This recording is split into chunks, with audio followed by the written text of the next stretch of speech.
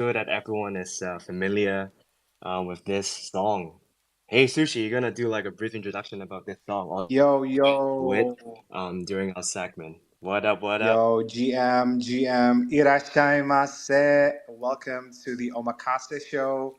TC, thanks for the intro. And that song was by Tove Lo. I like you, and I hope you guys like that. And welcome to the OMAKASE Radio. It's not a radio show, I'm kidding. It's the spaces. We got Galvers in the building. We're excited to talk with them and have a chat with them, talk about their music video. It's really cool. It's I've been watching it like nonstop, and yeah, man. How are you, TC? How you doing? How was your day? I'm doing great. It's been a productive week. I was on RO event yesterday, legit having omakase. So spaces, they're really putting some seasonal sashimi into my stomach. Yeah, had a good time with the art community out here in Singapore. Bullish on IR events, and yeah, welcome to the 14th episode show. It's crazy how the journey have been. 14th episode is not easy. Joined by my co-host Sushi, and it's amazing that how things are going. And in our first segment, why not we quickly go through some happenings within the Web3 space, shall we? Let's go. Yeah, it's been an exciting week regarding the external and internal environment, given that Grayscale has won the court battle against SEC. So if you're not familiar, basically Grayscale used sued the SEC last year when the securities regulator denied their application to turn its Bitcoin fund, known as GBTC, into an ETF. So basically, they have a victory over this card a few days ago, and this is a monumental step forward, especially for American investors within the Bitcoin ecosystem, and basically everyone who has been advocating for Bitcoin, right? So regarding the external views, we also have some crazy innovative ideas from Elon himself. So for there's like some updates for the X platform. So he basically just posted there's an update that video and audio calls are coming to X, and you don't need and Elon is basically aiming to build X to an effective global address book. What's your take on this, Sushi? We can have phone calls right now on X. Isn't it Yeah, crazy? dude. I think that's an interesting move. He wants everybody to just live on X, and it's fine. I mean, we already kind of do live here, and yeah, Right. dude. And I heard that Elon is also getting a crypto wallet or something like a wallet for Yep, X users. Yeah, right. So yeah, exactly. so it's just now you can live here and get paid here. So yeah, I think it's just crazy, but I do admire and kind of appreciate that the creators here are getting rewarded. People who are here, they get hmm rewarded. So that's pretty cool. TC, I hope you get rewarded soon because man, this guy gets a lot of engagement. This guy.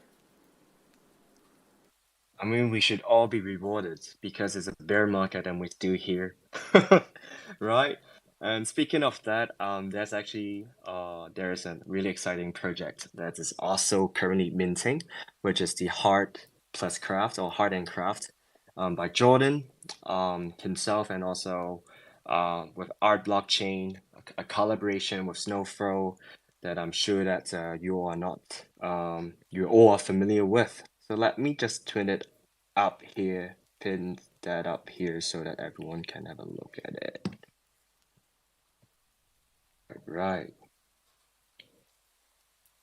So yeah, I'm really bullish about this project. The reason it's it's an inclusive digital slash physical generative collection, and everyone knows thus how innovative they are when it comes to generative art, interacting with blockchain, and at the same time, through the minting process, you never know what you're gonna mint it, right? So it's the beauty of empowering the blockchain technology and to create, a piece that you really vibe with. And for this collection out here, it's still minting. I think they have minted out around 20,000 pieces already, and the volume, I mean, the supply is crazy. It's like a million, imagine. So it's at a very, favorable price, and at the same time, you can create a physical version, based on the 3D given to you.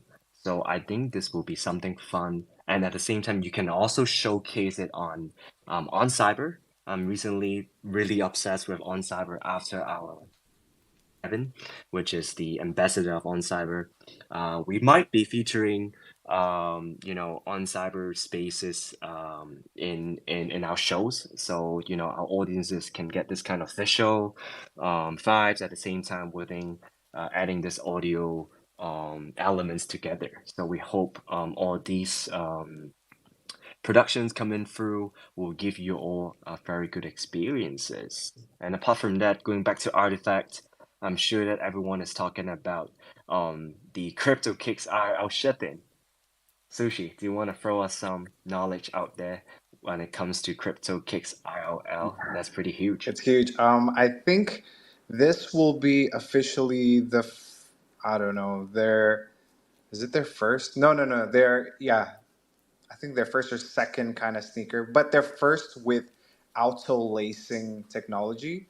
So I think it's pretty cool that, again, Web3, we're not just JPEGs, we're bringing innovations to not just here, but to Web2 people and the world, basically. I think it's pretty awesome that people can experience that tech. I think there was that tech with Back to the Future shoe. So I think this is the second one after that shoe. And I think they also got Tinker Hatfield, if I'm not mistaken. That's also the guy who designed the Back to the Future shoe and got to work on them. And it's being shipped this September. So people are excited. Obviously, I didn't get them because I'm late in the game, but hopefully we can get them on secondary, and we'll see, dude. How about you? What do you think? Same here. I'm always late. And Wei Lao probably Wei Lolo he would know it. But the thing is like Beto from the Yeah, CloneX dude. Yeah, SG. yeah. He might give me a good deal when it comes to this pair of CRL. But let's see. I promised my wife not to buy any more sneakers, but it happens only in Web 2, all right? So now we are in Web 3. So let's do it. Let's do it. And speaking of shoes collections, there's also Doodles crossover with Crocs. This collection is amazing. Obviously, I'm not a Crocs guy, but I do own a pair of Crocs. But not just talking about whether I'm a fan of Crocs, but able to see, what I'm always focusing, Web3 projects going into Web2, and to build that database and to build, their own brands, is another story, right? There are a lot of people who have different opinions regarding this collaboration, but for myself, even though I'm not a fan of Crocs, I still feel pretty bullish. The design, all the details, they cope with the colors that they are using.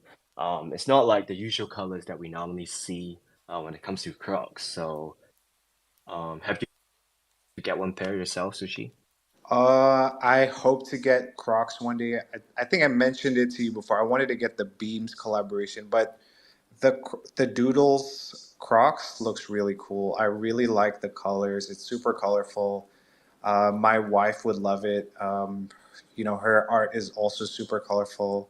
Maybe I'll get one for her. I think it's sold out, so damn. But yeah, it looks really cool and really fun. And I heard Crocs are cool again. That's what the young Gen Z people are saying. Yeah. Yeah, man. And they they they call this pair of Crocs, like the official touch grass pair of Crocs. That the main feature is to touch grass. I'm not sure about that. But anyways, since we're very bullish on IRL events, there's also one upcoming toy show that I'm pretty look forward to as well. So BBRC, a project that I really love. They're going to have their toy show in Singapore next week. It's a toy show which featuring different Web2 brands. I think this would be a fun one to see how, Web2 reacting to, BBRC and collection that they have previously introduced to the studios. So yeah, it would be great to see Heedong, the final figurative toy, first time in life. And I'll be going together with the BBRC holders. It's going to be a fun party for the Token 2049 week, which we have featured and highlight a lot of amazing events that will be happening in mid-September. But before that, even though we're going for a bear market, there's still so many awesome stuff happening in Web3. Shout out to everyone that's here with us, especially our audience right here, showing your we is amazing, and we're grateful for you, every one of you. And before we begin the show, please like and retweet the space so that more people can join us in listening to the amazing stories for our guest speakers we have tonight. As always, in our weekly show, we're excited to highlight amazing creators and builders in the space. So, Sushi, now it's your turn to give a warm welcome to our guest speakers for tonight's episode. Let's give them a round of applause and make them feel right at home. What is up? Irashaimase. Welcome to OMAKASE show. Emmy, we got Emmy Kusano. Hello.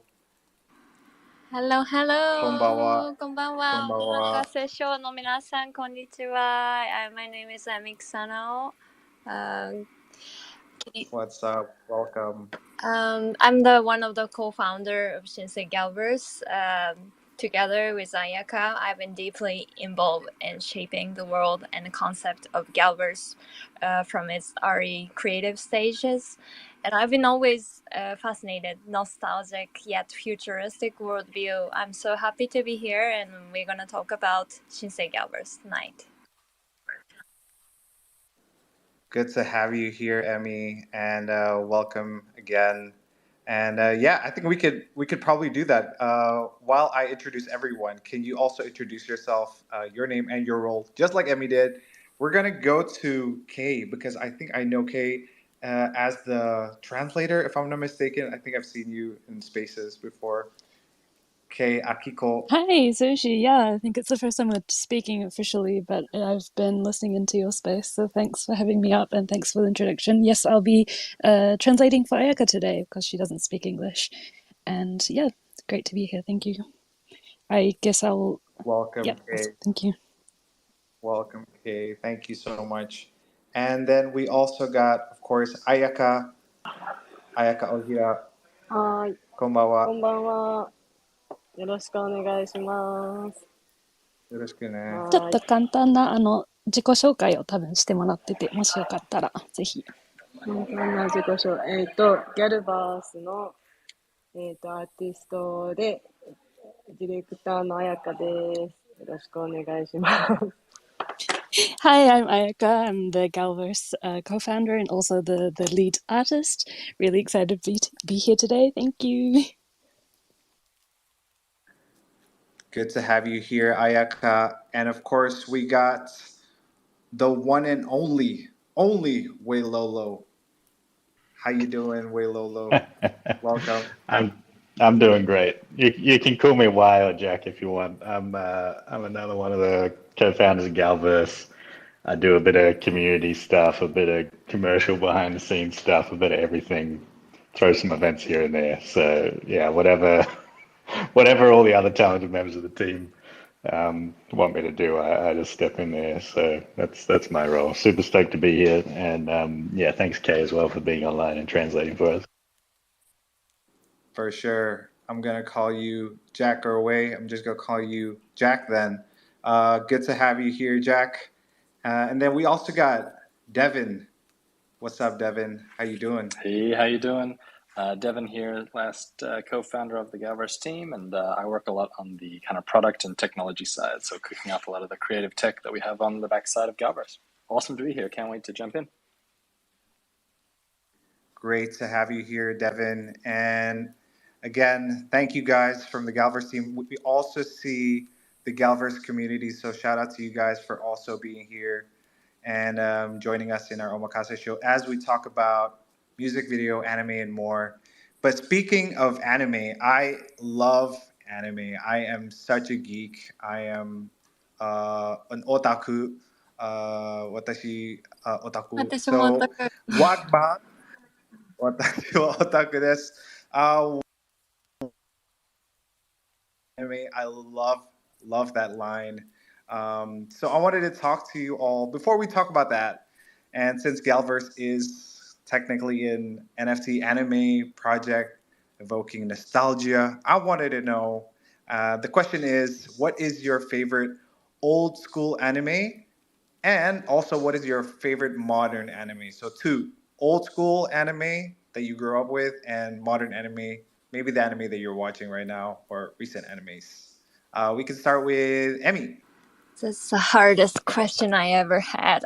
I've always Emmy-chan, loved Evangelion since my junior.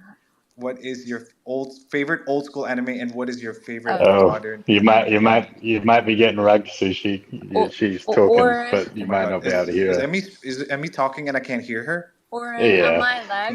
Can you thumbs up? Am I lag? If Oh my God, oh no. No, we can hear you fine, Emmy, but Sushi's fallen Okay, into a I'll come back. cosmic I'll rift. come back then. I think my Twitter's rugging. Oh, Sorry, it's Emmy. okay. No problem. We It's all hear good. you. Go ahead, Okay. though.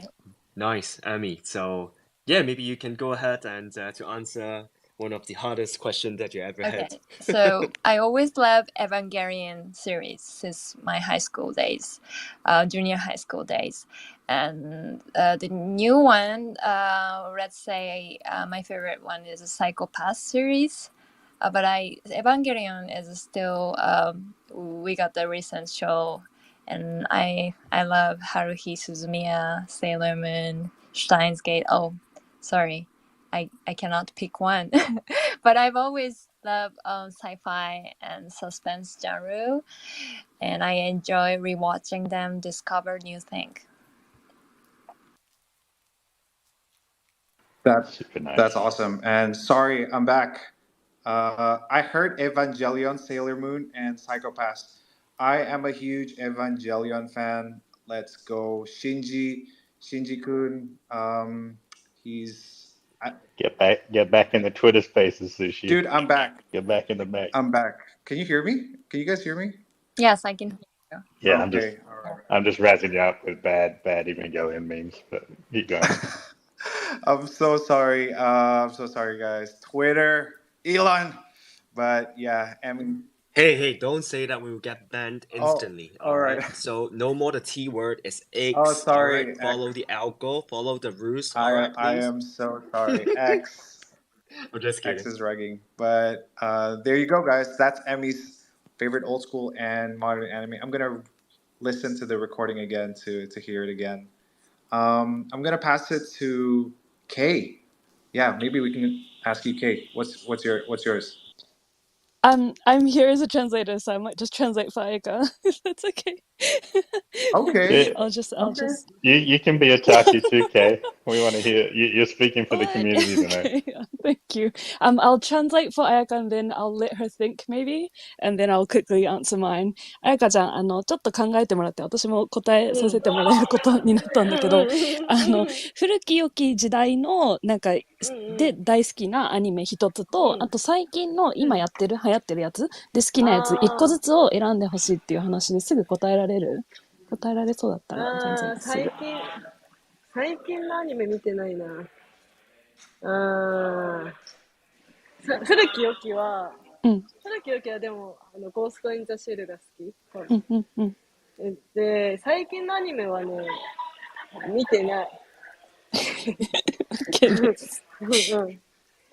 So yeah, the old school one is definitely Ghost in the Shell. So that's definitely my go-to one. But for like the latest ones, I haven't watched anything. Like I don't watch the latest anime. Is Ayaka's reaction. And yeah, for me, I was definitely a shoujo manga sort of girl. So the Nana and the I don't know what the English title is. Gokinja Monogatari. I'm not sure. Emmy, you might know the English title. Yeah. It's like a by the same author that did Nana. It's one of her like minor ones. It's called Neighborhood Story. That's the one. Yes, Neighborhood Story. That was my sort of old school one. And yeah, I don't really watch anime lately, like new ones as well. So that's Awesome. Ghost in the Shell, Nana, and also not watching recent anime except the latest upcoming Galverse anime. So that's gonna be awesome. Jack, over to you. How about you, man? I had an Ayaka problem. Her answer makes me laugh. Like I just don't watch anything new. But old anime, I'm major Ghost in the Shell fan. And then I was trying to look at what I've watched, and all the stuff that I was like, maybe this is new, is like 15 years old, and I'm just still watching the same shit from when I was a teenager. But I realized I had the perfect answer. My old one's Ghost in the Shell, and my new one's Ghost in the Shell, because they're still making that stuff. A new series or a new movie comes out every year, so I just stick to the same series. I'm stuck in a rut. You're stuck, and you can't be copying Ayaka's answer. That's not fair. No, I'm kidding. Ghost in the Shell is dope. Ghost in the Shell is really cool. The movie, I like the movie. I think I'm kind of rewatching the series, but I think I watched that old school movie. If we're watching the same one, but yeah, Yeah, the '96 movie, banging. yeah, dude, it's banging. Okay, thanks, Jack. Devin, how about you? Do you watch anime, Devin? Just a little bit. Why, you stole my joke, man. I was gonna say I've been watching One Piece for like 20 years, so that's my old school and new school. But we got to I'm start so planning glad our he asked jokes me out first before because we. I knew that was going to happen. That always happens. I mean, I was just checking the dates on some of these as well. I mean, my old school one, one that I always recommend for folks, it's a bit kooky, is Monster. So kind of a super creepy, supernatural mystery seinen kind of anime from way back. My modern one, I'm a big fan of Haikyuu, the volleyball anime. I didn't think I'd enjoy it, but I'm like a huge fan now for it. And I think I could play volleyball now. I'd be pretty good. I've never played before, but I feel pretty confident having watched the last 3 seasons of that. And That's all then you talk about. I know, Volleyball I'm anime. hooked on it, man. I wish I'd played it in my youth. Maybe I'll have a revival as in the Masters League. And my wild card, I got a wild card. Actually, Y and I went out drinking with one of our character designers in Japan when we were last there, and I asked for give me a recommendation I wouldn't know, give me something kooky, and they recommended the Tatami Galaxy, which I had never heard of, and I actually couldn't find, and I found a rip on YouTube with Spanish subtitles, and it's incredible. I blasted through it in a whole weekend. I got hooked. So the Tatami Galaxy is my wild card pick for listeners. I must have drank too much because I don't remember that at all. you're on the beer for sure, man. All right. I think the Haikyuu anime and also Tatami Galaxy. That sounds really crazy. And did you say One Piece? Was it One Piece or One Piece and Monster? Monster, if you're in Monster, for something a little weird, a little cool. Got it. Yeah, I think I tried watching Monster. I think it's on Netflix now. I'm gonna try to watch. That's right. It took me. I got through I had to watch the first 3 episodes 3 times because I kept starting and stopping, and I just wasn't into it. And then you get over the hump, episode 5, and then it's good all the way. So you got to give it a little bit. Invest.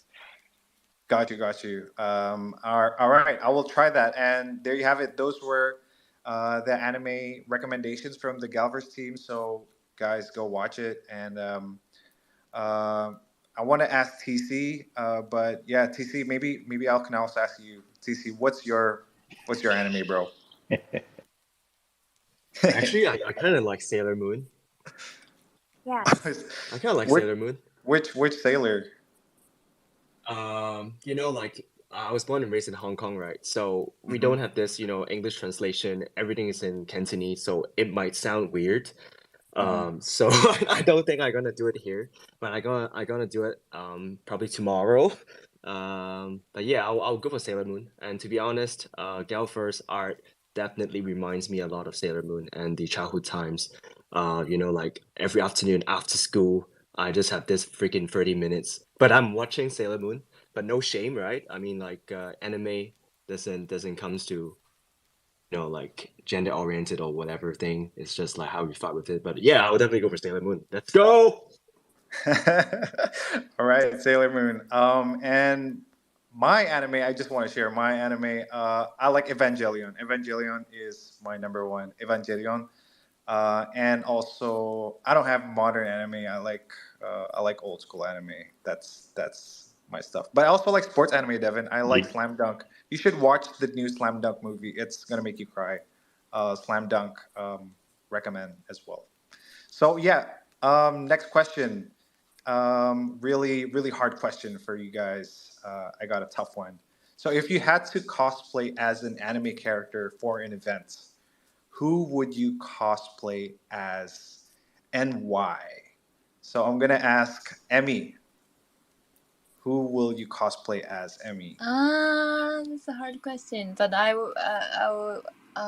would say I didn't think about the answer, so let's pass on to Wailor first. Okay, so Emmy will be herself. Ayaka, who will you cosplay as? あやかちゃん、次の質問です。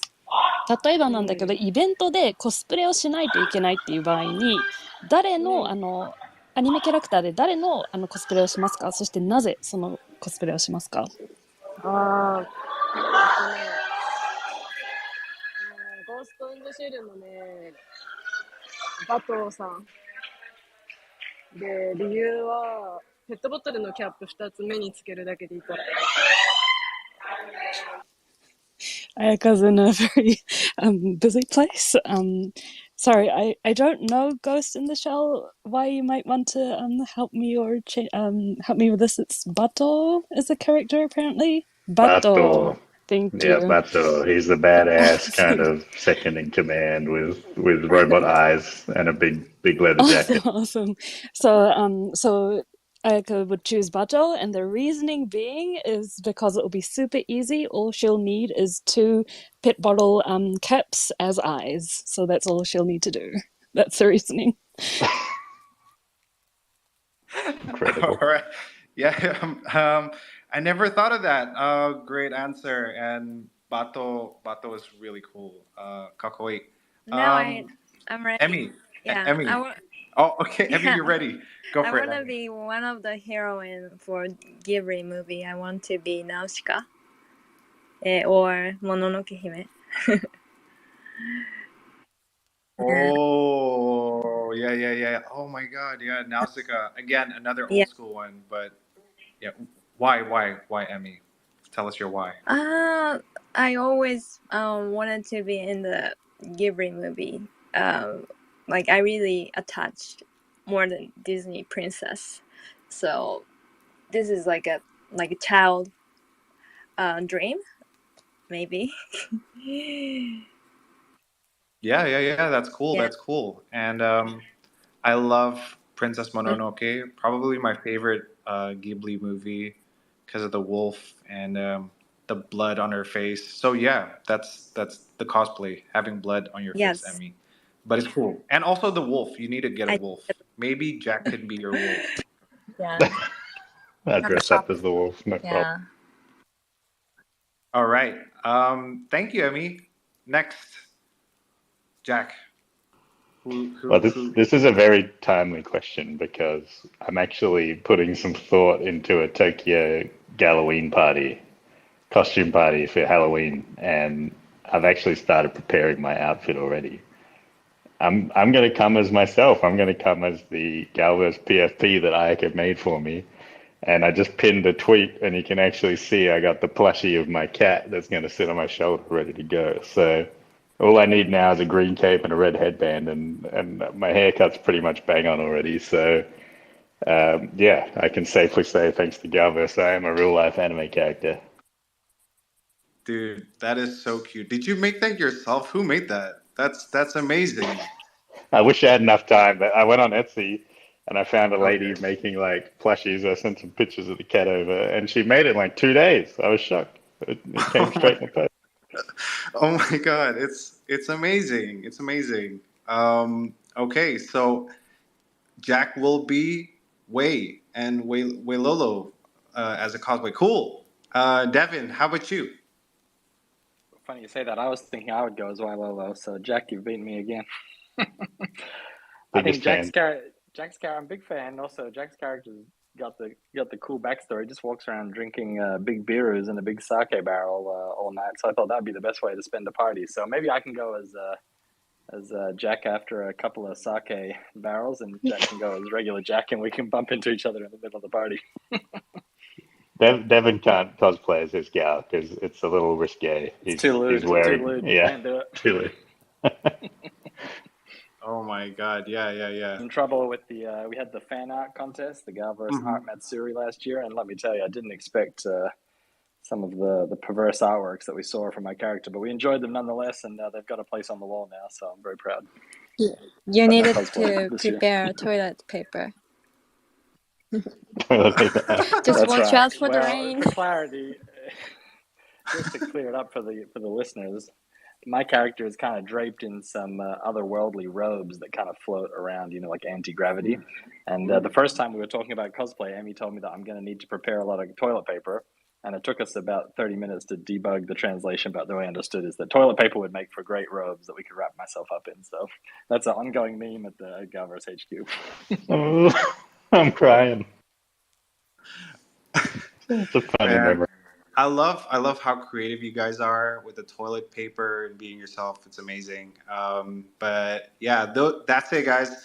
No, that's not it. We're gonna go to more in-depth questions on you guys, and I'm gonna pass it to TC so I can get a glass of water. TC, maybe over to you. Yep. Right on it. So, Amy, knowing that you as disciplinary artist, entrepreneur, singer, and also a songwriter, how did you first discover all these interests that you have? And since there's so many of them, how do you manage your time with your pursuits? Yeah, I'm very hyperactive ADD person. I'm always all over, and it might seem like I'm doing a lot, but I've always been focusing on like same thing, exploring like latest technologies to create the world I envision, and especially I want to make the world view before I was born. So I'm very obsessed with the retro culture, especially the future vision of all those different era. And yeah, like South Yang, my music band, was a fictional 80s musician. And Galverse is a fictional 90s anime. And from 2023, and also I'm make a AI art with AI photography, and I make a fictional street snap from different era. So yeah, and in terms of time, my tips is I rarely go to parties out, or I mostly meet friends for lunch or tea. Time is limited. Also, I spend most of my money to creating my new stuff or outsourcing my staff associated with. Yeah, that's my life. I have 2 sons Amazing. as well, 10 years old, and Definitely feel that Ayaka, it's also having a good time, I can definitely feel, the Tokyo dynamics, meeting people. Yeah, that is very important, touching grass, meeting people. Of your creations. That actually reminds me, Glass Ceiling, a song that is written by you in 2020.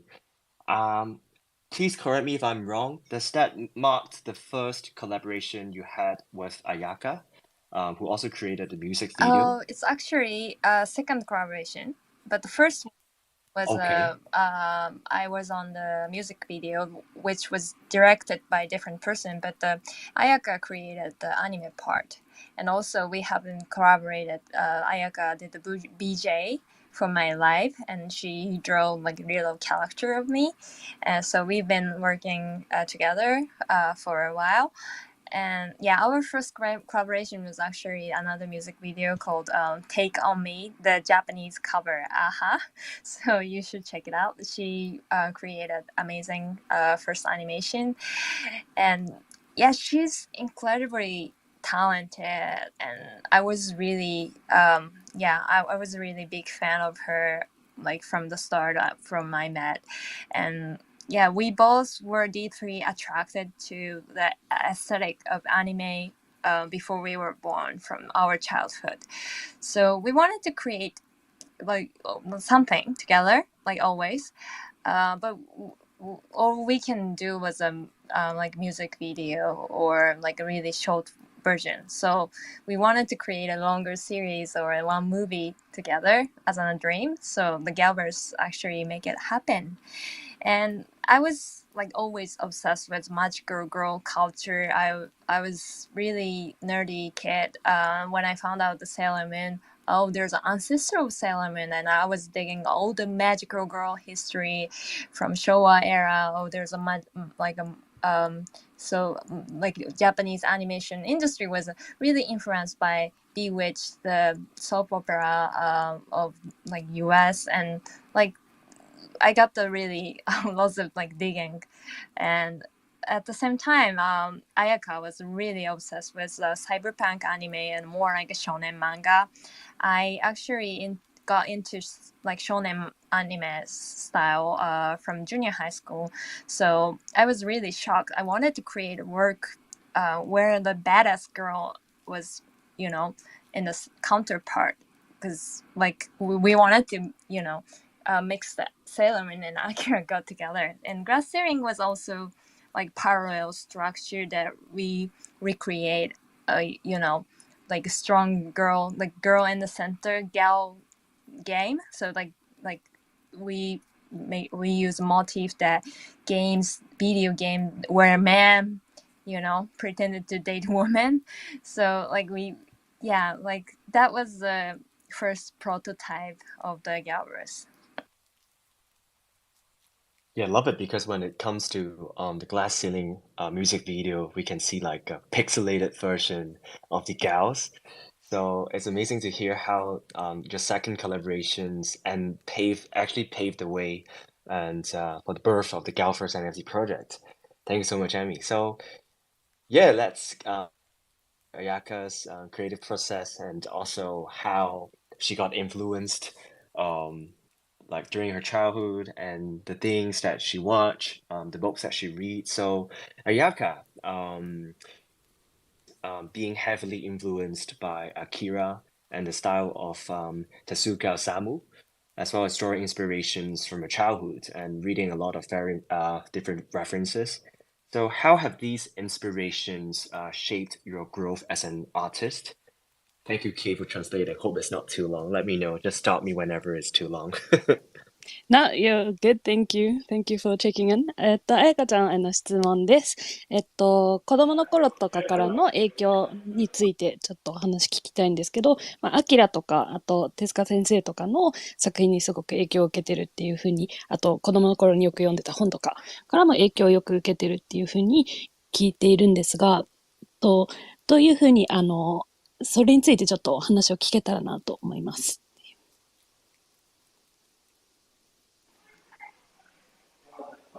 影響、小さい時の影響、なんかアーティストとしてどういう影響をそういったものが自分に与えてくれたか、与えられたか。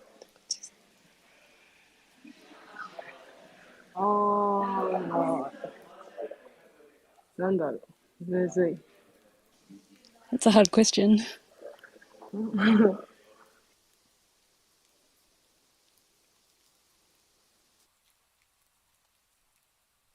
なんか小さい頃にさ、なんかチラシの裏に書いてたりとかしたとか、そういう話があったじゃん。手塚治虫とか。そういうですよね。そう。その話をしたら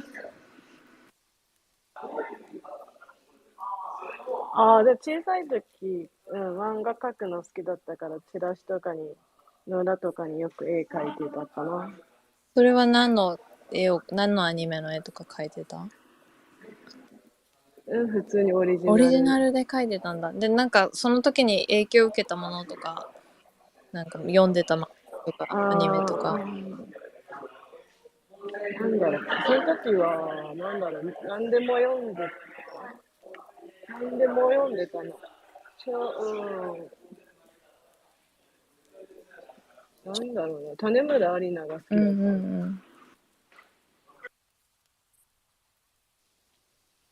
So yeah, as a child, I used to draw like on the back of flyers or any sort of paper that I could get my hands on. I would sort of draw my own original characters, and yeah, I was super inspired by the artists that you mentioned before, as well as like Tanemuraya. So they've been like big influences for me. あ、種村アリナ Arina, sorry, thanks, Amy. Right. Thank you. And also knowing that there are a lot of artists in Web3 space, also, trying so hard to be seen and also doing different commission for different projects and try to stand out or even like find their ways to achieve their iconic or signature styles. And really want to dig into that and see whether Ayaka advice would she give to aspiring artists who wish to also follow her footsteps to pave their career in Web3 and to be successful here? さっきの話の続きというか続きの質問なんだけど、その Web3 では結構特にそのアートを使って成功したいっていう人がすごく多くて、でもそのオリジナリティとかをこう自分で見出すっていうのがすごく難しく感じているアーティストさんがすごく多いんだけど、そういったアーティストさんに向けてアドバイスとか、あやかちゃんだったらこれから一から始める人とかだったらどういうことをするべきかなっていうアドバイスとかがあればぜひ教えてほしいです。新しくプロジェクトをするってこと？に限らず、なんかこれからアーティストとして活動していきたい人で、自分のオリジナリティとかをこう探していきたい人。あやかちゃんのアートってすごいオリジナリティが溢れてるから、それをこうどう探していくべきかとかのアドバイスが、でも全体的にもしあれば。なんか多分自分の本当に好きなもの、なんか多分こういうの書いたらウケるんじゃないかなとか、こういうのみんな好きそうみたいな感じで書くより、本当に自分が書いてて楽しくて、自分が愛せるものを作るのが多分一番長く続けれるし、愛がある方が絶対作ってて楽しいから、本当に好きなものをやるのはおすすめです。Yeah, that's a great question.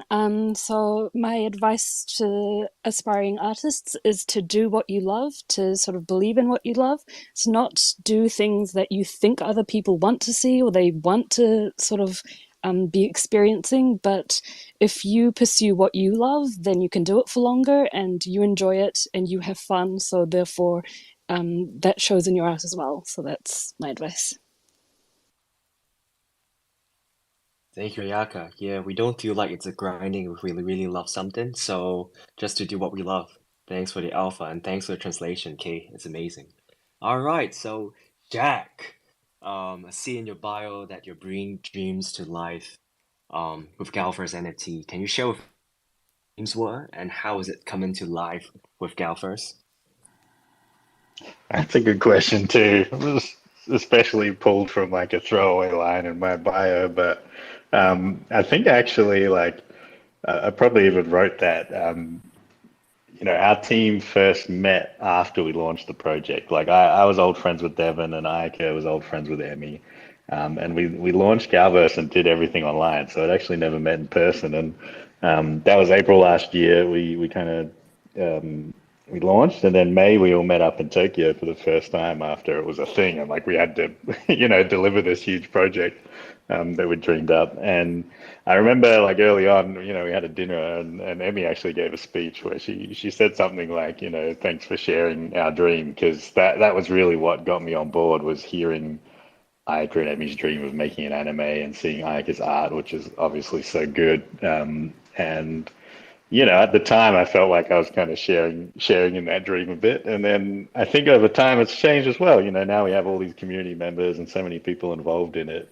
So I think it started as Emmy and Ike's dream. I think it turned into mine and Devin's when we started working on the project. And I think it's grown to like this huge thing that is totally out of our control, and making anime and co-creating it with people. So that's kind of what I think of as bringing the dream to life. It's just being a bit of a cog in the machine to kind of move things along, get the anime made, get people involved. That's what I think it is.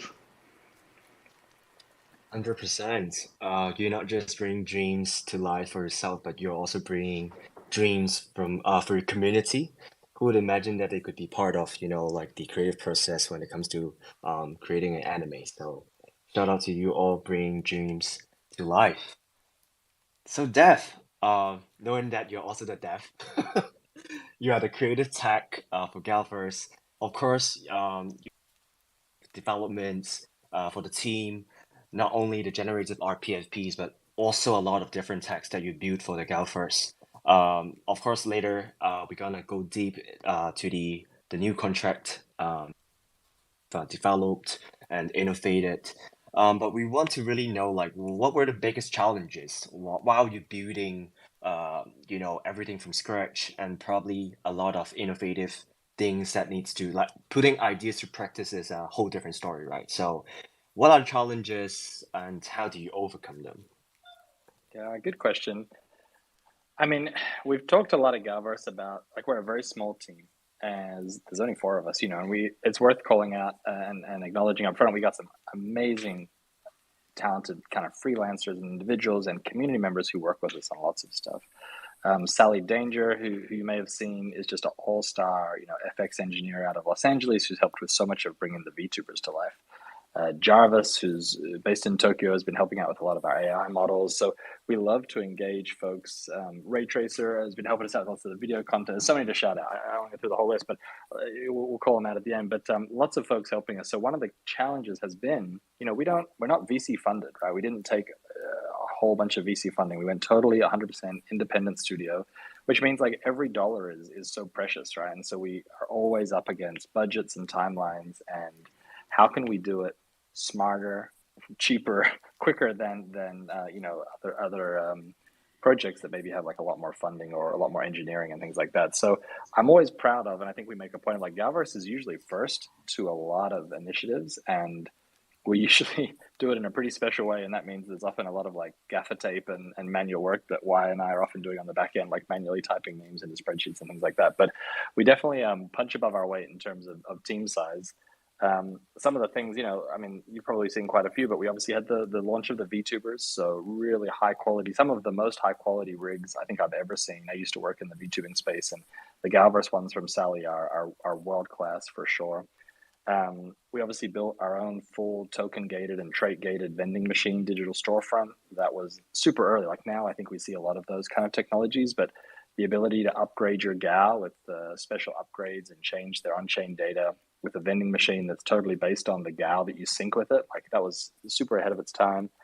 Obviously lots of great stuff we'll talk about with the 6551 token work. We've been building our own AI models, which have been incredible, so that we can begin to create animated and image content based on Ayaka's style, which we think we'll be ready to show the community pretty soon about. And lots of great innovations in Discord. Discord's been the place that we have brought our community together. It's the place where we run Wagma. It's the place where we co-design our anime. And so I think some of our Discord innovations have been incredible, from the cosmic ID cards that community members can generate to keep track of their contributions on the anime and their participation in digital and IRL events, to our cosmic exchange, which is the ability to connect different Discord servers together in a single chat room, which, as far as we know, is we're the first in the world to ever do that. And the experiences we've been running on that have been pretty mind-blowing. So yeah, lots of great stuff, and I think the challenge is always just how can we keep, Ayaka holds us to a high standard. She's a tough boss, but she's an incredible artist, and so we feel compelled to always meet her super high standards with every part of the Galverse project, and the tech is no different. So our challenge is always how can we meet Ayaka's standards with keeping under budget, and so far we're doing a pretty good job, I think. Thank you so much. Yeah, it's a small team, but you guys are big people with big abilities and talents, which escalate everything. So you also mentioned how the community it's backing you guys up. For example, how Kay coming up as a translator for Yaka tonight, and also having Sally for the experiences that you guys want to bring to the community. So yeah, it's really happy that how the vibrance of the community and also the talents that four of you have actually focus on your areas and make things huge and make things convenient and the user experience that you are focusing.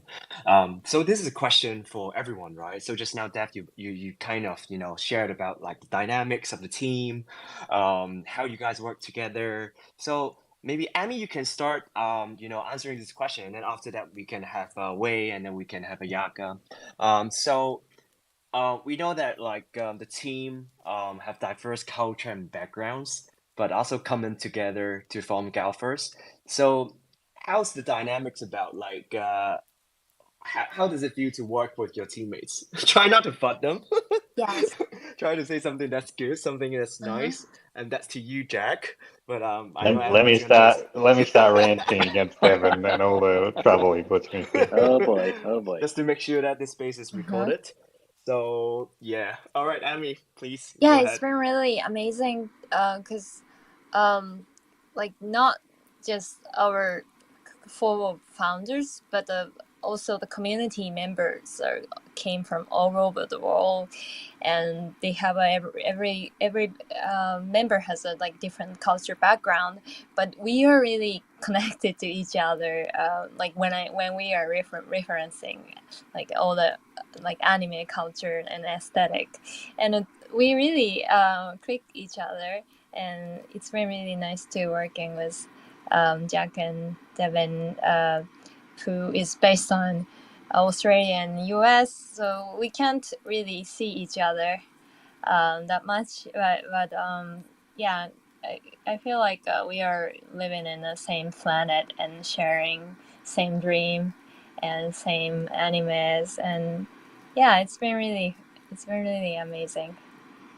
And but it's really sometimes it's really hard for translating because I'm the only bilingual person in the team, so we always need a translator, and sometimes there's a like small nuance I cannot really tell, and like recently like we had a feedback session for script writing, and then some of them maybe like English speaker teams has been missing, and it's a bit really hard to tell like what it is, and but we have amazing like interpreter teams, and Kay is one of the amazing interpreter, and it's little by little we are breaking language barrier, and like every step is really feels really special to me. Right, thank you, Amy. So Wei, it's your turn. Make sure you start something nice. Amy had a really great speech. Did she Just kidding, just ever? kidding.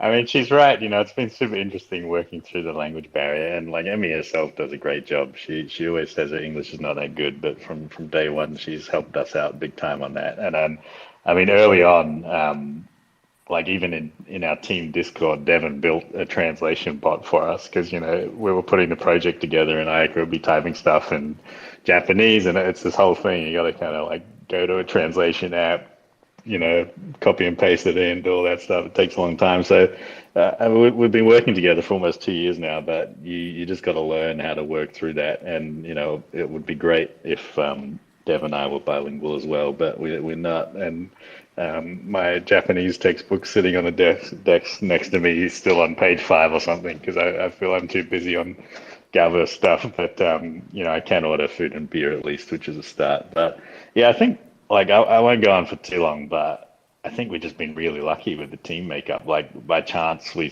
came together for different reasons, and um, you know, we kind of formed a neat little square of people that each have their own lane that they're pretty good at and help each other out on different stuff, and we get along. I think so often in Web3 you see these teams that launch a big project and then they blow up a month later because they can't figure out how to talk to each other and all that kind of stuff. I don't think that's ever been a problem for us. Like it's always, there's ups and downs, but it's always been pretty smooth sailing. We've always figured it out. So I'm a big fan of Team Galverse, number one fan.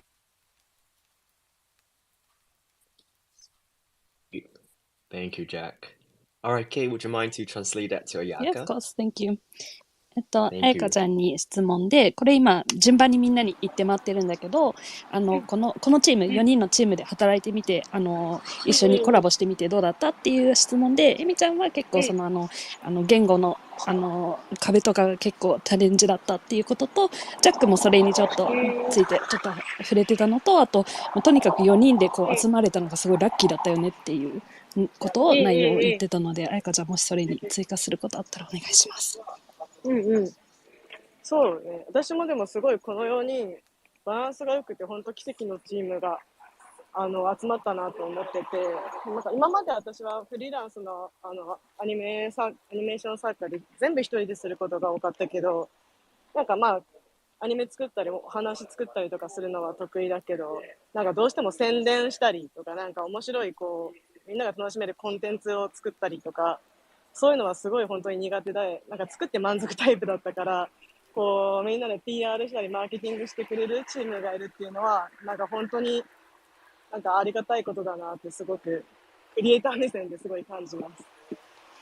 No, yeah, 100% agree with what Amy and Jack have said so far, but especially what Jack mentioned about the sort of balance, the four of us together. It's just been so amazing. We've been so lucky with that.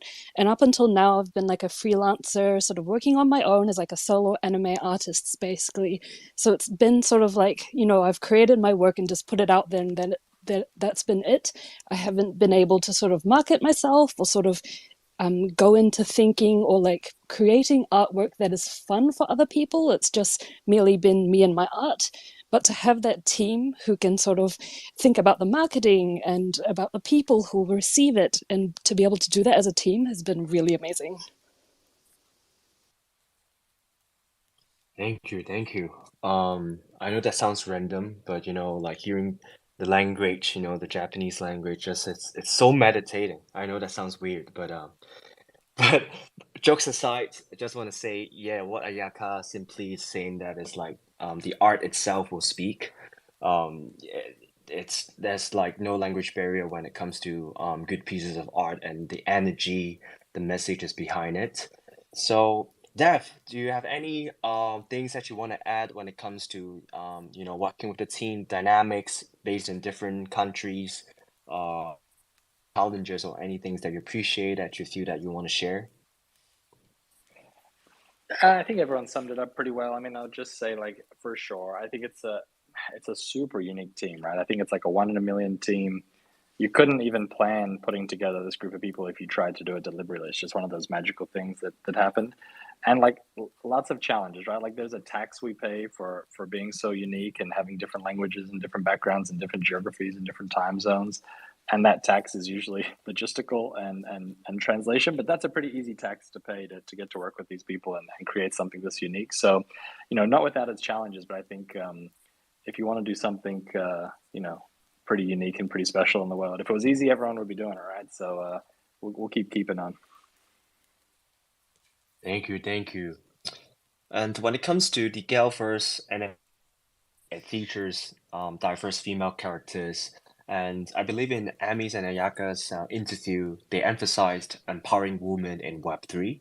So Ami and Ayaka, could you share more about this and the message? Yes. Maybe Ami, you can go first. I always secretly wanted to see a girl in a badass suit, then pretty girl, magical girl vibes to operate. Like I want to operate the robot. However, many female characters in 90s sci-fi anime had ovary, large boobs, and like kind of like a strong sexual appeal. So I wanted to recreate like which like character I can relate, and I was a lot of fan to it was a lot of fun to working with Ayaka to create the characters. We like incorporate varieties of skin colors, matter of course, and we also try to make them look we cannot tell like if it's villain or heroines. So like but by the doing with a touch of like 90s, like we were able to create a look like seems like familiar yet really like new.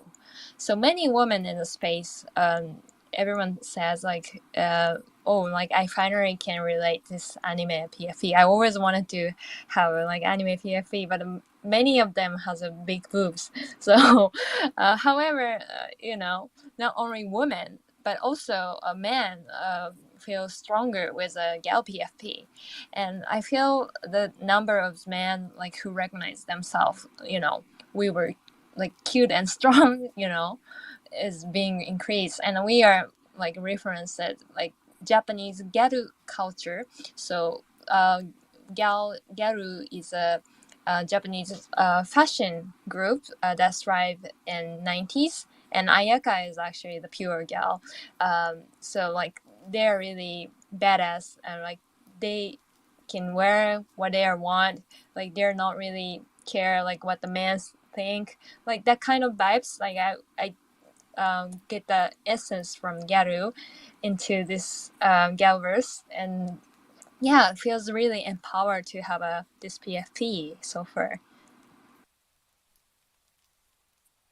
Wow, powerful yet rebellious. I like it. Amazing. Thank you, Amy. Kay, would you mind to translate it to Ayaka? あやかちゃんへの、質問で、あやかちゃんとゆみちゃんへの質問なんだけど、そうですね、昔やったインタビューで読んだんですが、その、女性像をすごく大切にして、プロジェクトを作ってるっていう風に、書いてあって、ちょっとそれについて、もうちょっと詳しくお聞きできたらなっていうので、で、エミちゃんの答えが、その Web3、今回のその、ギャルバースを作る上でもう肌の色だったりとか見た目とかもその悪者なのかいいものなのか分かんないようなキャラクターとか、あと特にその90年代のとか80年代後半のアニメは結構その女性像をこう強調させるみたいな、見た目とか胸とかが大きかったりとかっていうのがあったから、それをすごくやりたくないよねっていうふうに最初の頃に2人でよく話したりしてて、それで出来上がったこの PFP は結構男女ともにすごく魅力のあるキャラクターになってるような気がしていて、あとはその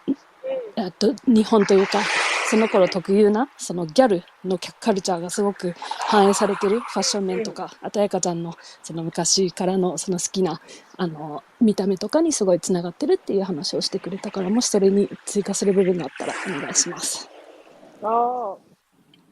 追加することないごめんめちゃもう全てを言ってくれましたその通りでございます。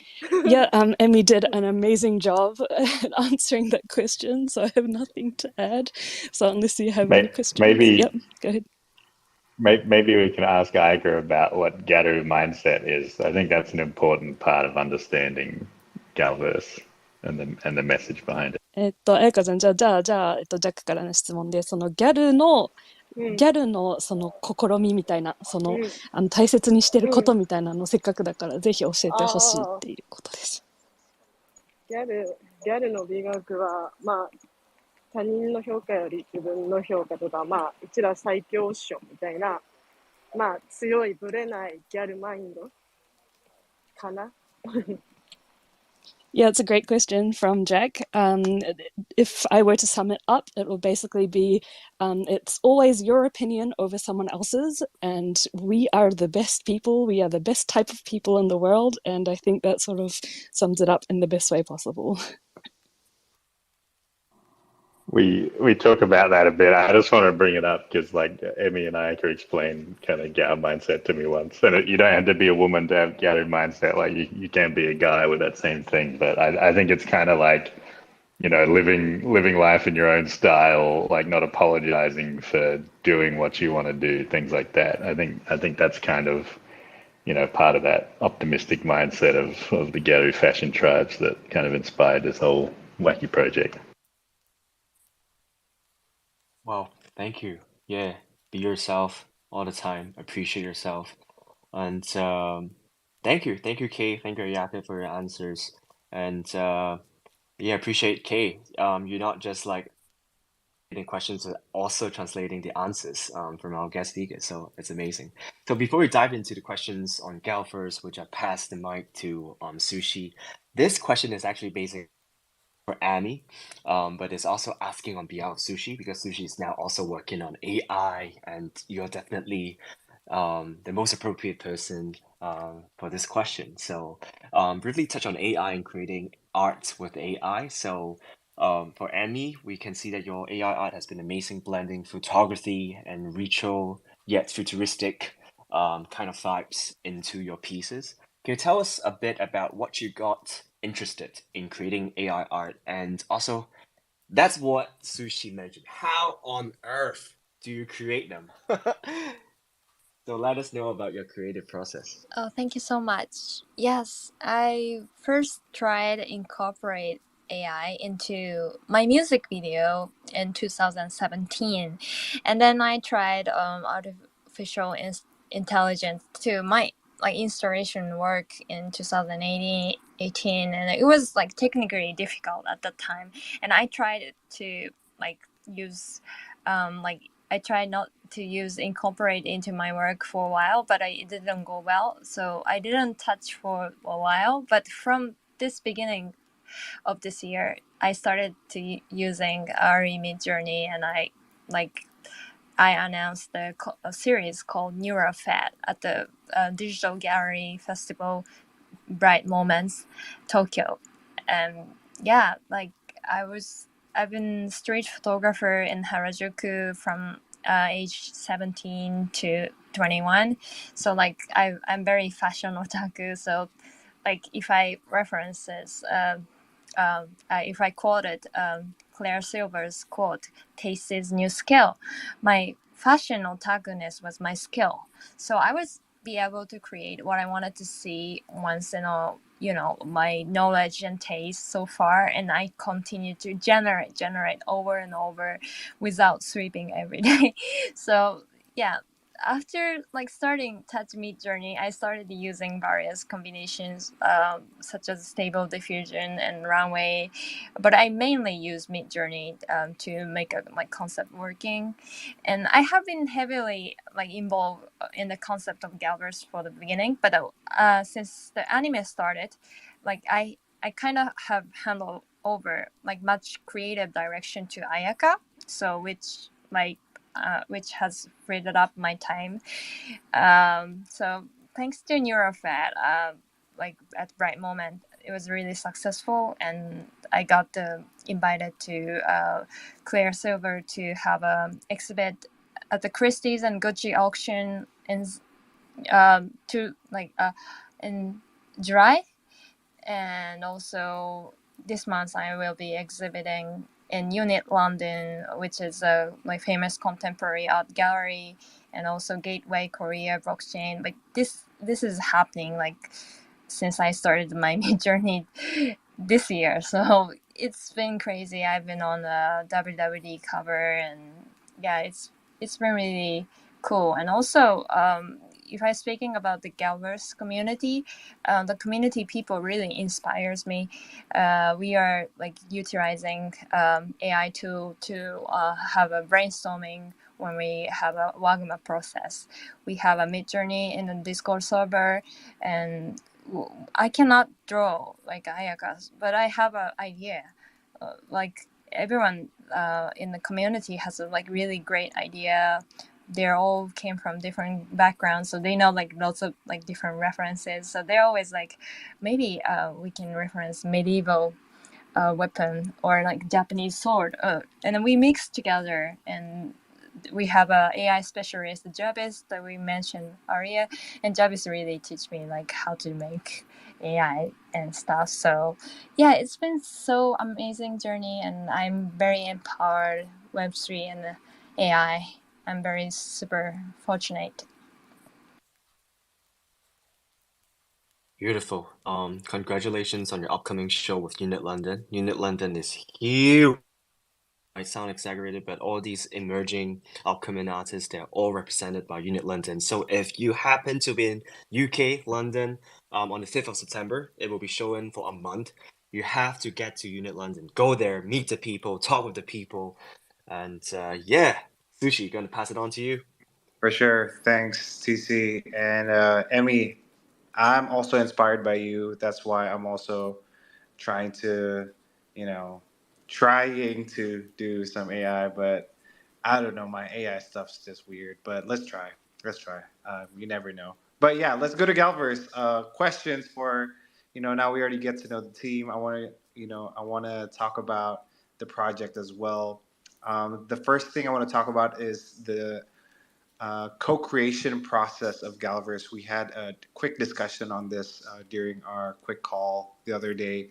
Unlike other projects, you guys are building Galverse and treating co-creation in a very unique way. Very I think probably managed very well, because I saw the Discord you guys are making. It's insane. So I want to talk about how you guys are managing co-creation, and what are the things that the community gets to get involved in, and what are the things that are strictly just core team gets to work on.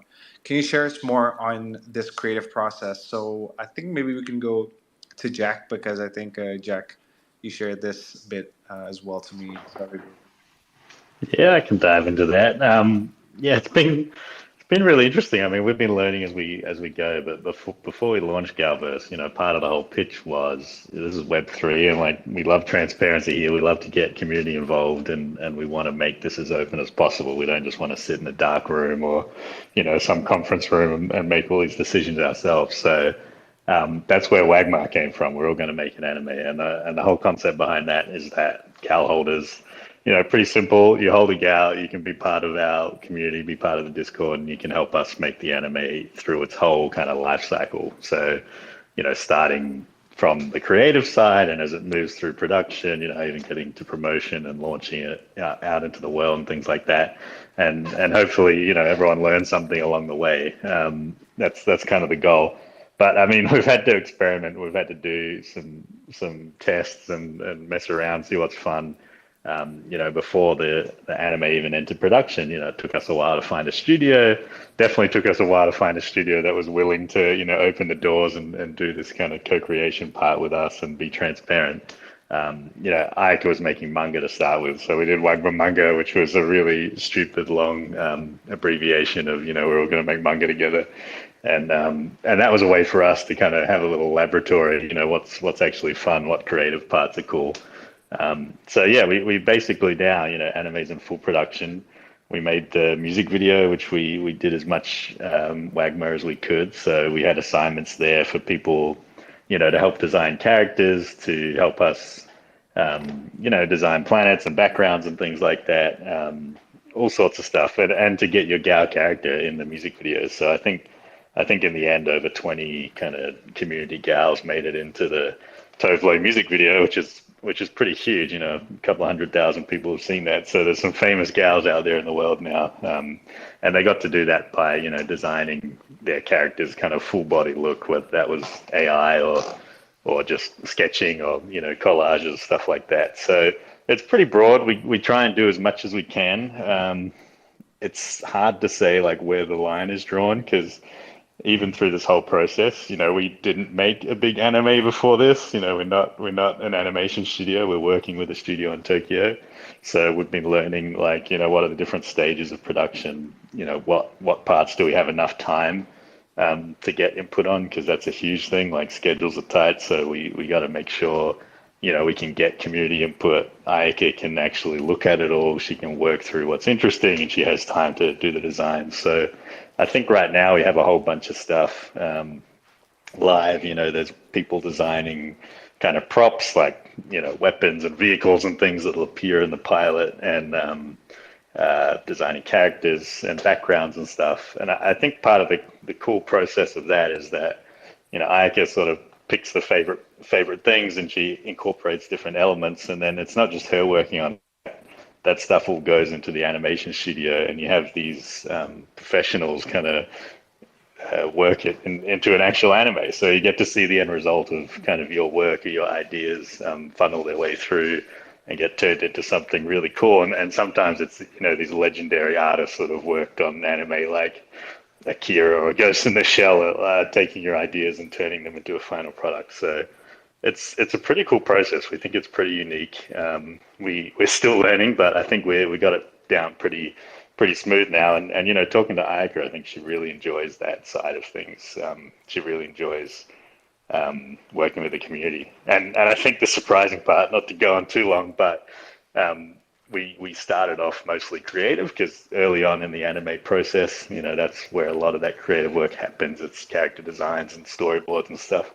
But with the music video, we launched like a marketing assignment, like help us launch this video. And I thought that sounds kind of like hard work. That should just be my job, to sit in the dark room and plan the launch of this thing and do all the PR and stuff like that. But it turned out to be the most successful Wagner assignment we had. Like, we had hundreds of people coming in and coming up with suggestions and giving us ideas and offering to help us, do this or that, or promote it, or reach out to people, make lists of like YouTubers we should approach and things like that. So I was actually shocked. I think, like, I didn't expect people. I thought drawing outfits and, drawing planets and things like that would be more exciting. But turns out people love to do marketing and launching music videos as well. So we're going to keep doing stuff like that all the way through. Amazing. And I think it's also very innovative as well, right? Because making an anime, usually it's done by, the head, and then they get a team, and then you guys, it's different because you get the community involved with it. So that's amazing. Don't fade the community. And I think I want to also go to the next question, which relates to what you were mentioning, the music video. Congratulations on the music video with Tovlo. I Like You music video. I like it in collaboration with Galver. I like you, Sushi. Omedeto. This is big news, and the music video was lovely. Please, I want to, pass this question to Ayaka. Can you tell us the process? This isn't your first music video, but how did you manage to collab with Tovlo? Of course, the animation process as well. How long did you take it? Did you work with an external animation house? Yeah, let's just talk about the journey of this music video. And yeah, Kay, maybe you can help translate. あやかちゃんへの質問です。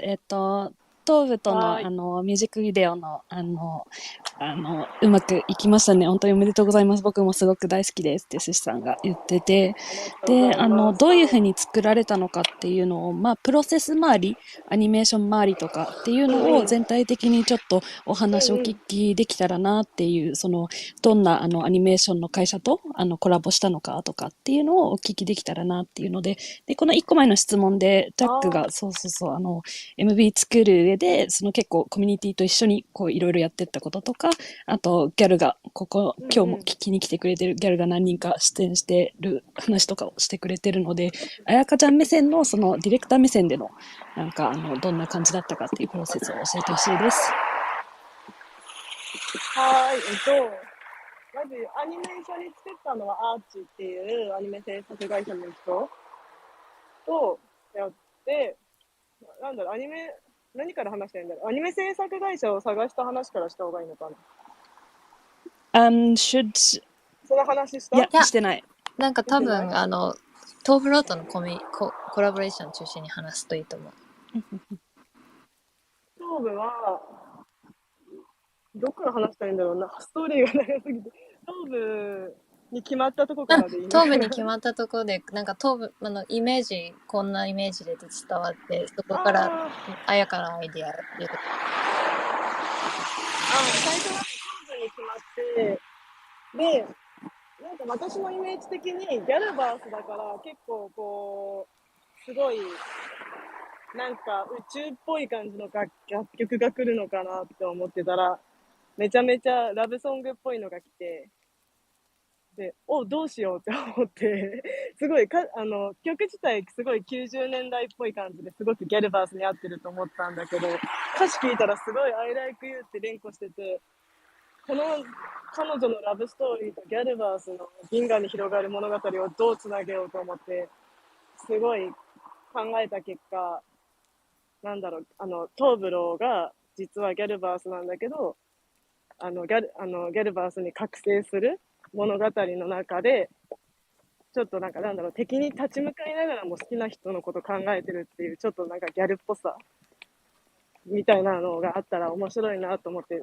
そういうストーリーにしようとして、頭部と実際ミーティングするときに、こういうのどうって言ってみたら、彼女もすごい気に入ってくれて、なんかめっちゃ戦ってるときに好きな人のことを考えたりするのめっちゃ面白いみたいな感じで気に入ってくれて、なんか大まかなストーリーができてたって感じです。So yeah, first when it was decided that Tovlo would be sort of like the artist we'll work with, and the song that would go forwards with was chosen. When I first just heard the song, I thought it was very sort of Galverse-esque. So when I heard just the sound, I thought it was like a perfect match. It made sense, it sounded very Galverse-y. But afterwards, when I went and looked up the lyrics, it was like a love ballad, right?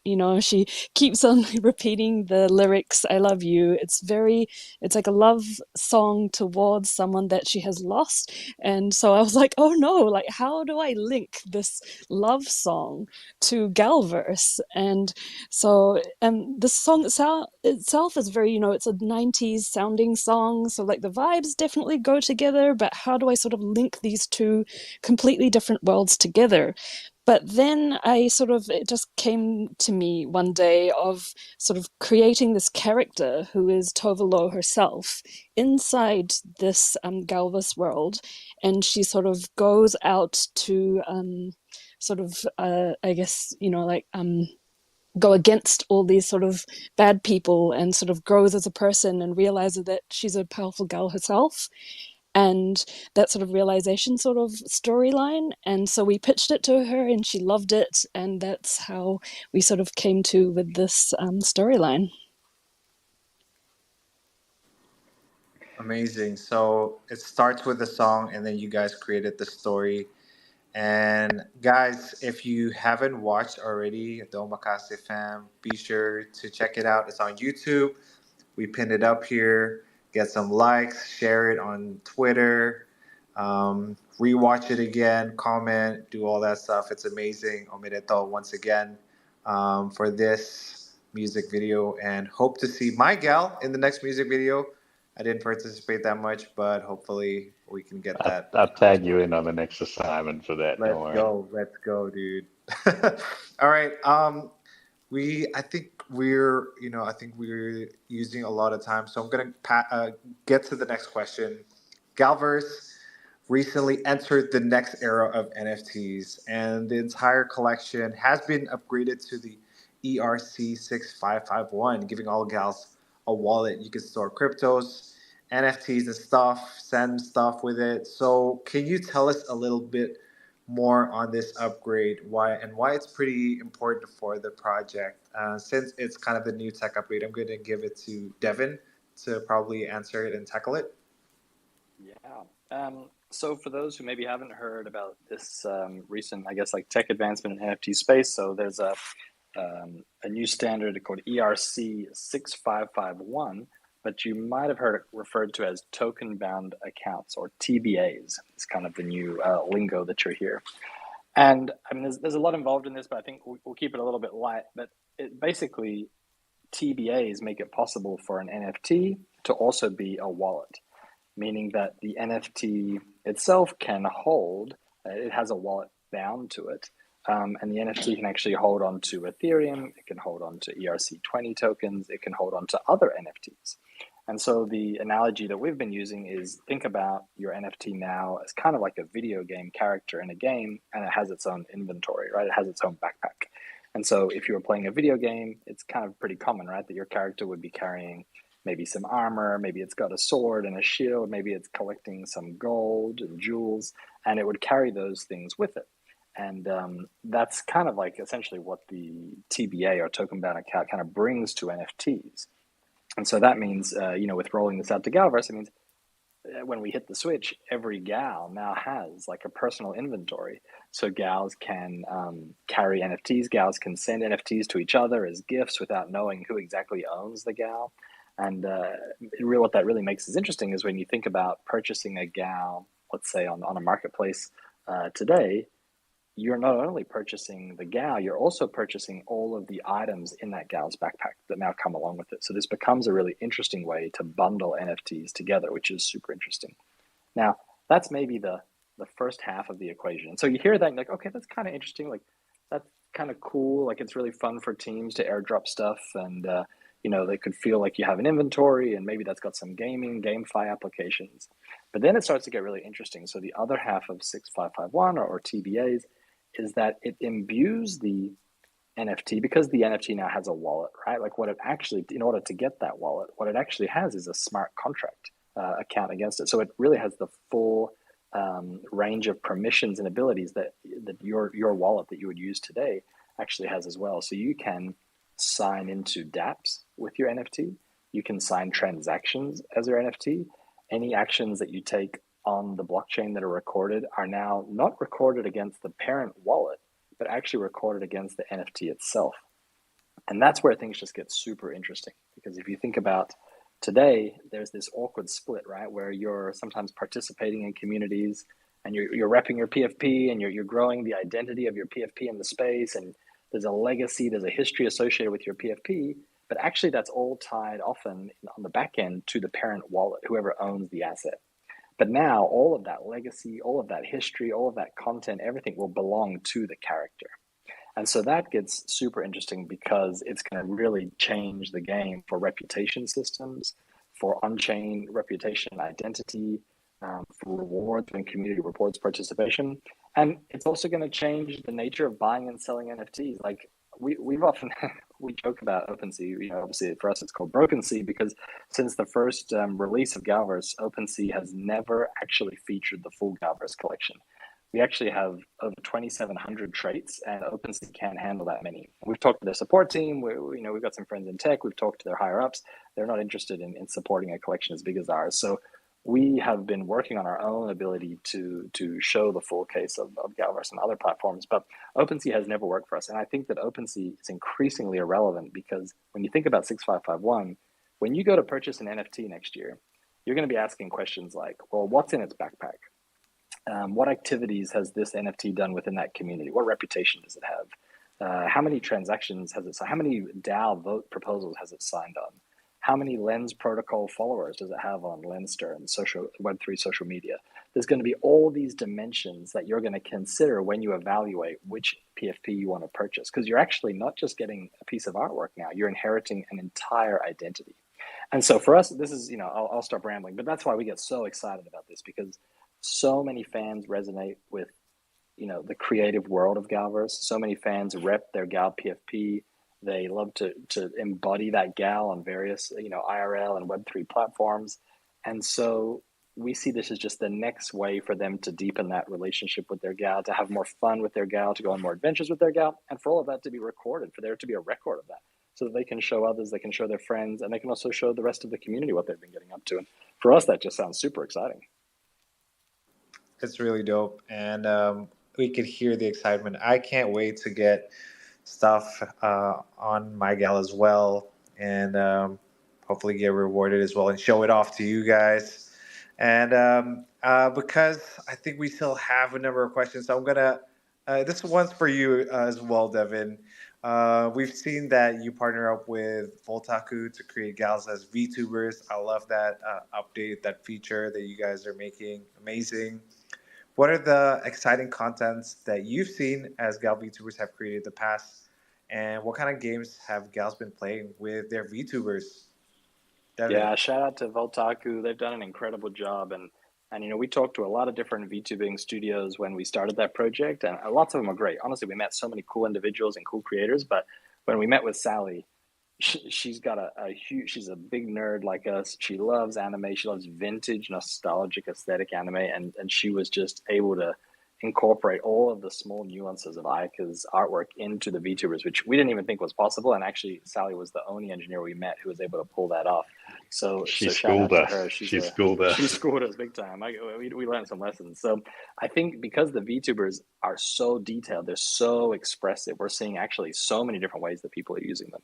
You're absolutely correct. Lots of people are using them for game streaming on Twitch. We've seen a bunch of that, from first-person shooters to more casual Let's Plays.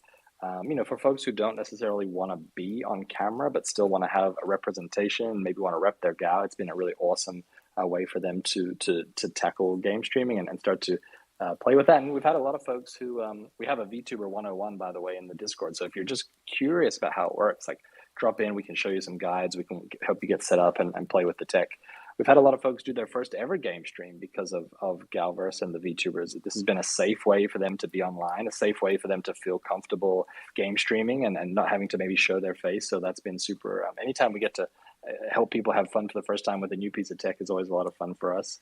And then there's just been a lot of content creation, on TikTok, on Instagram, just for fun, for artistic expression, and to the kind of similar to the vibe with 6551, right? Like, people enjoy role playing and embodying these identities. They see something of themselves in their gal, or in your case maybe your clone, or like whoever their PFP is, and they want to deepen that. They want to take that into the world, and so naturally, setting your PFP is a great first step. And then VTubing is an opportunity for you to go even deeper with that, right? And actually start to talk and drive the character and be more present within that character. So we're continuing to see people turn up on Zoom calls with the gals. We're seeing them in streams. So we think there'll just be more and more as the VTubing tools get easier and easier. We expect to see just way more expressions of this, which we're excited to see. I want to shout out Akumi in the audience, who she does her Duolingo, like learning English on Twitch with her gal VTuber, and it's super chill way to like spend some time when I'm working. I just tune into Akumi-san practicing her English. I think it's a real fun way of using it. Shout out to Ikumi-san. And yeah, for sure. I'm excited. I like VTubers, and I actually want to make a VTuber with my clone, actually. But my Mac doesn't support many softwares, so it's really hard, but I'm really trying. But yeah, one more question for on the Galverse project. And obviously, we're going to talk about the Galverse anime. Yeah, Galverse, you guys embraced co-creation and community-powered production. Can you guys also explain and elaborate how the community members contribute to co-creation and co-directing aspects such as the art, design, marketing, the writing? What are the challenges in implementing this approach? Maybe I can pass it to Ayaka, who's making the anime, or Emmy, if you also want to add, feel free. 彩香ちゃんへの質問なんですが、今ちょうどアニメの1個目を作ってるっていうふうに聞いたんですが、そのコミュニティ周りのと一緒にこう巻き込んでやっていることについてちょっとお聞きしたいのと、その周りのそのなんかどういったことがチャレンジ、どういったことが難しいか、すごいいい経験になってるかっていうのをちょっとえみちゃんと彩香ちゃん2人にお聞きしたいそうです。コミュニティを巻き込んでやるのの難しさってこと。コミュニティ、そうね、なんか今までは結構一人でディレクションしてたら、割と結構偏ったりとか、そこまで斬新なアイデアって生まれにくいとは思ってて、で、なんかみんなに意見を求めることによって、私自身がなんか、あ、こういうアイディアあるんだみたいな、すごい、なんだろう、こう、凝り固まったイメージの向こうに行けたりとかするから、それがすごく面白いし、あと単純に結構設定とかデザインってすごい悩んだりするから、みんなが意見出してくれることによって、すごい助かるのもあるし、やっぱなんかこう、一人じゃなくてみんなで作ってるっていうのがすごく、なんだろう、力になるし、すごく楽しいと思います。で、あとなんだろう、難しいとこはなんだろうな。難しい。そんなでも難しいことって意外とないかも。うん。まあ単純にあれかな。私は、まあ、結構みんな英語で答えてくれる人が多いから、それを一個一個こう、翻訳ツール使って読み解いてってしてるのは、割と大変だし、多分こう、出してくれたアイデアを 100% のニュアンスで私はもしかしたらキャッチできてないかもって思ったらあれだけど、まあそこまで大変じゃないかな。うん、そんな感じ。Okay. So yeah, I think I mentioned something similar earlier as well, but up until now, being like a solo artist, it's always just been me. So coming up with ideas has always been like a challenge. And to have everyone's ideas, it's like, you know, there's some ideas that just I didn't even think about. And I'm like, wow, like that's amazing.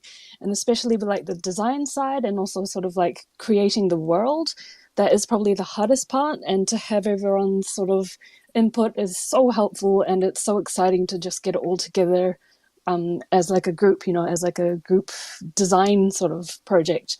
As for what is hard, like not really anything like challenging, so to say, with having the community come on board. But if I were to say one thing, it would be the language barrier. So naturally, most of our community is in English, so they talk in English on our Discord. So what I do is sort of I go through and then I translate what they had written, and I've probably, you know, I'm not probably getting 100% of the nuance of what they're trying to say, but I get most of it. So it's sort of that sort of aspect that's a bit challenging, but nothing that is challenging the sort of working with the community, I don't think. Amazing. Arigato, Ayaka, and arigato, Kate, for translating as well. I wanted to ask, this is, sorry, another question regarding the anime. It's in production with a partner studio in Tokyo. So maybe Emmy or Jack, you want to answer this. How did the partnership with the studio come about, and what were the efforts involved in securing it? I Maybe might jump in. Jack, can you talk? Happy to, yeah. It was tough. We launched in April last year, like we said, and then we kind of started straight away reaching out to anime studios, and you know, Ike is an independent animator. Emmy's kind of knows a lot of people in the industry, but none of us had made anime with a big studio before, so it was kind of in many ways like our first kind of direct interaction with them. And it turns out like most of the anime studios in Tokyo are booked out for years. Like we went and talked to, you know, a lot of the big names, all the kind of mappas and wits and people like that. And in the early days, like people were very excited. You know, Web3 was huge at the time. People were pretty excited to work with Galverse, and they're like, let's do it. Let's lock you in. We can start in January 2027 or something like that. So our first challenge was actually finding a studio that was free to work with us. And we met with a few. We worked with a couple and like got pretty far down the track. And in the end, it took us probably more than like 6 months to actually find a studio and lock it in. So we ended up kind of getting on board with a company called Arch, who are like their ex-production IG, like the studio behind Ghost in the Shell and animes like that. And they're kind of like expert in the production side of anime. And then they introduced us to a studio called SOK that we worked with. And a lot of the animators there, a lot of the people working on it are like industry legends. You know, they're people we couldn't have even dreamed of working with. You know, guys who did all like the background art on anime, like I said, like Ghost in the Shell, Akira, you know, character designers from huge anime. I won't name drop too much stuff, but we're constantly like blown away by the stuff these people have worked on. But I think there is this trend of like big anime studios are quite rough to work for. Like it's not great working conditions. It's kind of a passion industry, and inevitably that means long hours and kind of painful workloads. So you end up with a lot of people leaving the big studios and starting their own smaller groups and offshoots and commercial studios and things like that. So the studio we worked with, SOK, like they're not that old, they're about 5 years old, but they were up for what we wanted to do, and that was kind of the big thing. Like we had a whole list of demands. It's got to be nostalgic 90s style anime. It can't look like a new anime. It's got to be, it's got to be made in Tokyo. That was obviously number one. And it's you got to be transparent. You got to share all the stuff with us. We want to be able to show everything to the community. And like after the music video, you can go into the studio archive, and we have like thousands and thousands of documents, drawings and illustrations and keyframes from the animation process. And ideally, we want it to be kind of hand drawn like it was back in the day, and they've done that. So, like, not a huge name in the industry, but like a lot of big players there, and they basically tick all the boxes for us, and they could start work, as soon as we wanted. So that was kind of how we ended up with that team, and they've been great. I think it took a while to get everyone on board. Japanese business culture has been a learning experience for like Dev and I as well, and for Ayaka, it's been a learning experience working with a much bigger studio, like after being an independent animator. But yeah, it's something new for everyone, I think, and they've said more than a few times, like people working on this project have kind of made a little side note to us, like we love working on Galverse because we've never done anything like this before. It's challenging, but everyone can see the passion involved, and the fact that the community is so involved is something unique, because so often everyone's sitting in a dark room making animation. It gets released one day, there's a big fanfare, everyone's excited, and then you go on to the next project. This thing's totally different. It's this kind of long-term, sort of working experience together. So yeah, it's been interesting. Amazing. And excited for you guys. Excited for the anime. And ganbatte ne. Ganbatte. Yeah. Looking forward for it. Hi. And guys, it's been almost 2 hours. So for those that have any questions, feel free to come up. I'm gonna pass it to TC. Arigato gozaimasu for answering all the questions. TC, maybe I'm gonna pass the mic to you. Thank you. Got it. So we have known all these team members a lot better. They also share about the updates of Galverse. I've also actually pinned it up, the Galverse newsletter. I've read through it, pretty much solid. A lot of things are cooking and working on. So make sure if you have missed that, you have to get on that post. Go through the updates, and you see how amazing this team have been so far. We know that Amy will be in Korea for the Korean Blockchain Week, sharing art. Wish you all the best. Have a blast together with all these legends out there. I know people will also be there. It's insane. And yeah, I mean, like any final words, to the Galverse community before we wrap up tonight's show. Any special shout out? I know that like there are a lot of community members that you guys empowered and coming together as a team.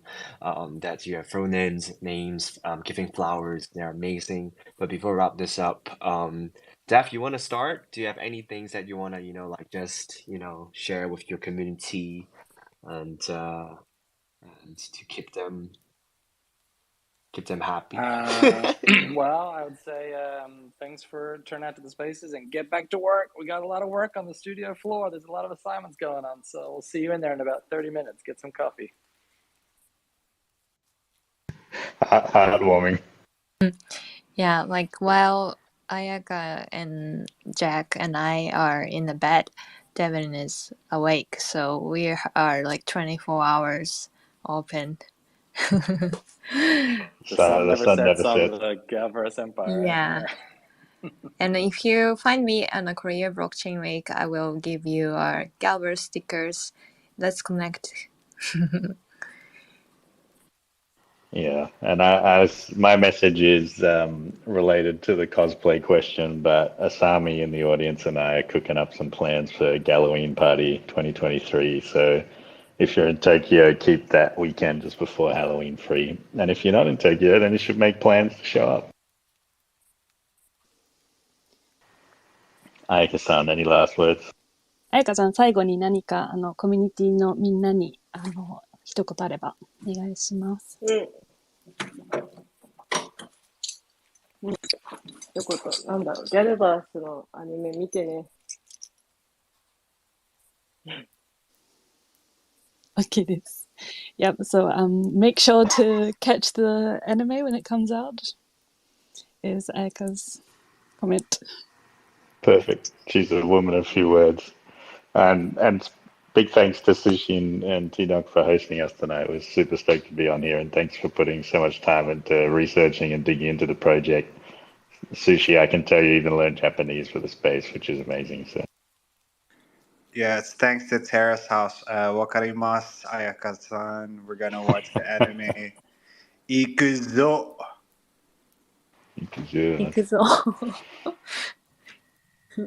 Pleasure is ours. Pleasure is ours. And Sushi is always good at throwing different languages. I'm not sure how or previous girlfriends from different part of the world that he dated, but Terrace House. Me too, man. That's where I learned so much. Okay. What? All right. I mean, is that what made you do that? But anyway, before we really wrap that up, we have one speaker. Welcome, whatever, man. Hey, what's up? Hey, GM.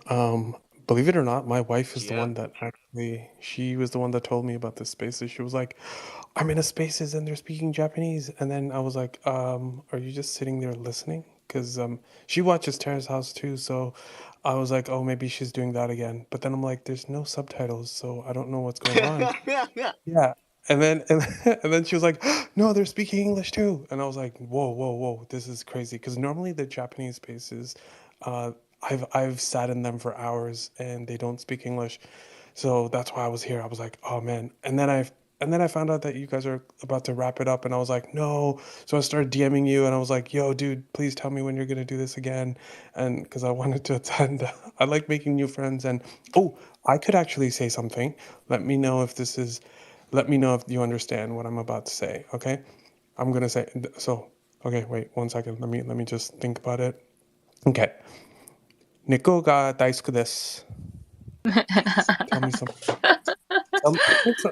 Tell me somebody understood that, please. Did I say it correctly? Yes, Kei-chan で翻訳して。猫が I love cats. I love cats. Yes, I got it. Yeah. Perfect. So my wife and I, we have 2 cats. But yeah, no. It's a pleasure to be here and definitely want to connect with you guys and your community. This looks amazing. I've been to Japan twice. And my wife and I, we want to do a third time. Come back and Halloween. Halloween. Ooh, Halloween sounds amazing. I think my wife is trying to request up. I'm not sure. So, Rolling Pink Panda in the house. Shoutouts. Shameless plug. I like how we are fighting together. That's the power of Web3 for sure. But of course, happy to connect with you. We are live on every Thursday at 9:30 p.m. SGT Singapore time. So just tune in whenever you can, bro. Yeah, it's truly inspiring to see how Web3 has brought together like-minded people from around the world to create something fun and amazing. Despite language and cultural differences, our shared interest, ideas, curiosity, and faith have united us in Web3. And the Galfers team is a perfect example of this. We appreciate all 4 of you. And also, of course, Kay, our translator, utilizing your knowledge, skills, networks to push the boundaries in this space. It's just like the essence of the OMAKASE, isn't it? Like crafting delicious dishes with the finest seasonal ingredients, and you all bring the same passion to your community and the space. And incredible support and energy from your community. So big thanks to join us on the OMAKASE show. It's a huge honor to have you all as our guest speakers tonight. And for those who just joined us tonight for the first time, we go live every Thursday at 9:30 p.m. SGT. And our goal is to bring diverse communities together with a special focus on the Asia community. And we always put our creators and builders first. All right, Sushi, you want to drop the bars? All right. See you later. See you. You guys Bye, are best. everyone. Thank you. Bye. See you, Jane. じゃあありがね。とう。みんなありがとう。Sayonara. さようなら。バイバイ。バイバイ。ね、ありがと猫がうございます。大好きですって言ってたので、私肉が大好きですって言って私も肉が大好きです。そう、Me too です。ね、めっちゃ猫なんだ。ケイちゃんもありがとう。ありがとう。ふーちゃんの翻訳、とてもいいですね。めちゃくちゃアキュレートです。Very good. Is this a little food pop, Sushi? That's Tetsura. フジポップだ。